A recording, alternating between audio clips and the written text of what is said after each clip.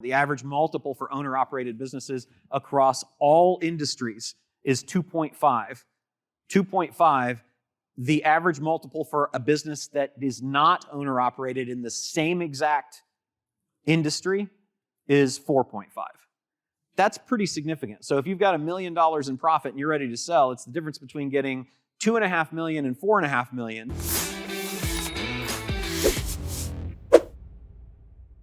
Thank you. It's always fun when they bring you up to stage and several people get up and leave.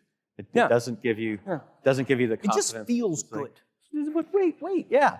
Anyway, how you guys doing? That's great. We've got, I like that. We have a whole bunch of you at home as well that are participating virtually, and so want to acknowledge you and thank you for attending as well. And we have a whole bank of people back there that are monitoring the chat with you guys, so please participate. And any questions you've got, let them know in the chat so that we can answer those from stage when we can too. And do you want me to click, or do you want to click? Amazing stuff. It's kind of my whoopee. Okay. Yeah, I'll keep going. All right. He doesn't want to give up the clicker. Yeah, no. And thank you for the reminder. And yes, hello to all of our friends at home and abroad. We want to talk about the 5 exits of the entrepreneur. Because what we found in a lot of the companies that we've worked with, they're not really exit able, right? And how many of you, by the way, you know for a fact that you want to sell your business? Okay, I know for a fact I want to sell my business. How many of you don't want to sell your business? It's your baby and you want to maybe pass it down. How many of you are completely unsure? Okay, cool. Here's the thing I want to tell you about it. Whether you sell or whether you don't sell, whether you exit kind of the day-to-day or you exit the board entirely, there's 5 different exits we're going to talk about it. What I can promise you is no matter what, you want to be exit able. You want the ability to exit. Okay, you want to know that if you want to exit, any of them, you have the ability to do that. The problem is, most of the entrepreneurs we work with, they kind of look more like tired hamsters, right? So they're just this hamster on a wheel, and they're just going, and they're going, and they're going, and they're going. And I don't know about you, Roland, but when we look at businesses to possibly acquire, when it's clear that the founder is the person who's responsible for like all the sales that come through, that's less appealing to us. Well, to me, it's very exciting because it means we won't have to pay much at all for it. Yeah, so I like that. Yeah. Okay, so that's the investment. We love owner-operators. The entrepreneur, that's not good. Okay, what he just said there is not a good thing. So we don't want to be the tired hamster. If you start off every month at 0 and you got to get on that wheel and get it spinning, right? You're not particularly exit able. We also see a lot of entrepreneurs who are what we call in Texas all hat, no cattle. Right? Y'all know the expression all hat, no cattle? Right? Big hat, no cattle, that kind of thing. This idea that there's a lot of entrepreneurs out there who talk a really good game about how big their business is. They talk about it in terms of revenue, or my favorite, they talk about it in terms of headcount. Ooh, we've got 120 employees on our team. Ooh, we're up to 2,000 employees on our team. Great. How much money do you make? Okay? Because at the end of the day, correct me if I'm wrong, especially in this climate, just about every business is going to be valued essentially on profitability, right?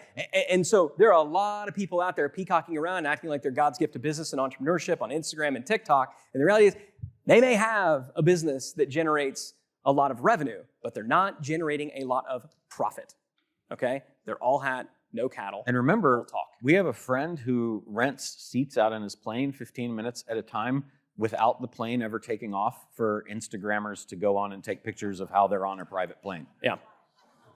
Crazy. Makes about 50 grand a month doing that.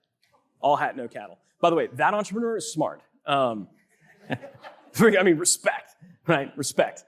Big market and selling stuff like that to all hat, no cattle people. You don't want to be them. Thirdly, the other thing we see is the dancing bear phenomenon. Roland, you were the one that taught me this. Can you talk about what the dancing bear is? Yeah, it goes back to a conversation that I was having with Dean Graciosi and Tony Robbins about when Tony was thinking about writing his next book. He told Dean, he said, you know, man, we're doing great, but we're really dancing bears. As long as we're dancing, the money keeps coming. But the minute that we stop, our businesses die. And that's true for a whole lot of people, a whole lot of you guys and a whole lot of people that we know. And so one of the things we want to do is help you get out of that. And during that time, that was when both of those guys reinvented their business. Tony in particular wrote, he said, I want to set up a fund and get an asset, an actual wealth asset, that my dancing creates a wealth asset that won't require me to dance anymore, instead of my perpetual dancing that I've been doing, which is, start small in Canada and the United States and then get on TV and then go do world tours and then travel 300 days a year, right? 300 days a year, that's just too much. And then whenever anything happens, like, he's got some voice challenges, right?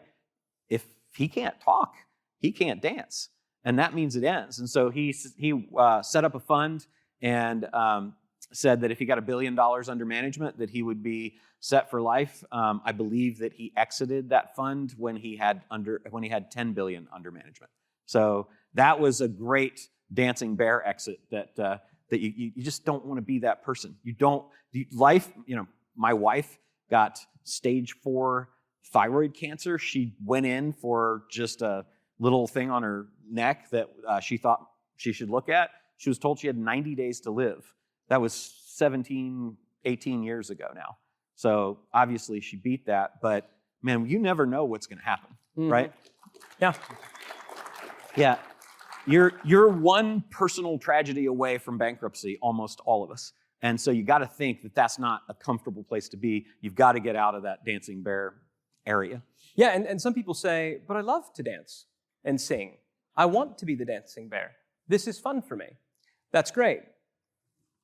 But could you stop if you decided it wasn't fun anymore? Yeah, we're never telling you to stop doing what you love. If you love business, I was talking to Marcus Lemonis about it. He's like, people tell me I need to slow down and take more time. He's like, but I like what I do. Having too much dang fun. Yeah, I have. This is my hobby, and I would actually be bored if I had to do other things. That's okay. If you love what you do, I do too. That's fine. But you've got to have the ability to not depend on that for your ability to sustain the lifestyle that you want for yourself and your family. So we want to help you get out of that. And that's really what Scalable.co and the whole 7 levels and everything came out of, was systematizing how we do that. And that's really what you guys are getting here. If you love it and you want to keep doing it, that is great. We never want to tell you not to, but I can promise you, if you have to do it, you will eventually grow to resent it. Okay? So we don't want you to be the dancing bear unless you've decided that you're going to go and do it. And like for us, for example, I know the same is true for Tony. When we go and do the dancing, guess what? We also get paid a day rate for that, right? That's how you know, like, yeah, I'm going to do this. Like, does the business require it? No. If the company decides it doesn't need me to do it, cool. Don't pay me, right? So we'll get into how you can accomplish that. So what is the goal, right? The goal is that we have for all of you in this room, right? And it's the goal that we have for all of our Founders Board members. We want you to transform your current top-line revenue, what you are currently generating today, top line, into your bottom-line profit in 3 years or less. And your employees already think you get to keep all that money. So. Yeah, that's the nice thing. Imagine for a moment if it were true, right? Yeah, they think that, right? Okay, so we want all of you to be able to do that. But we want you to hit your number. We want you to achieve your ideal exit. We want you to live your version of what we call the level 7 life. We want you to have it all, okay? We don't want you to feel like, oh, I guess I can have the money, but all I have to sacrifice is my soul. No, it is not a worthy sacrifice to make. It isn't. It is not a good sacrifice to make. And so we talked about how with the 7 levels of scale, the goal, we want to sprint to level 7. That is what we want. We talked about how there is no level 8, okay? There is no level 8.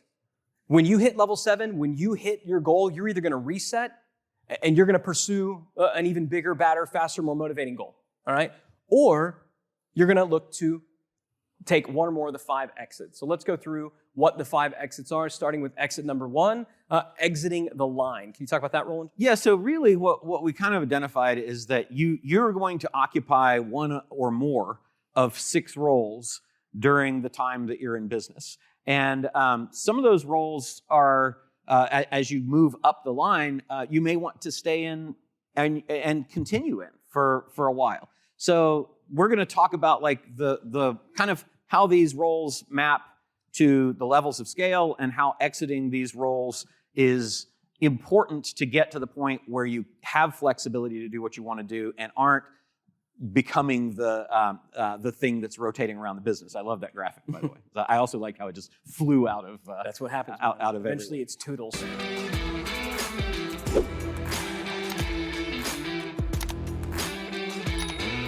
you.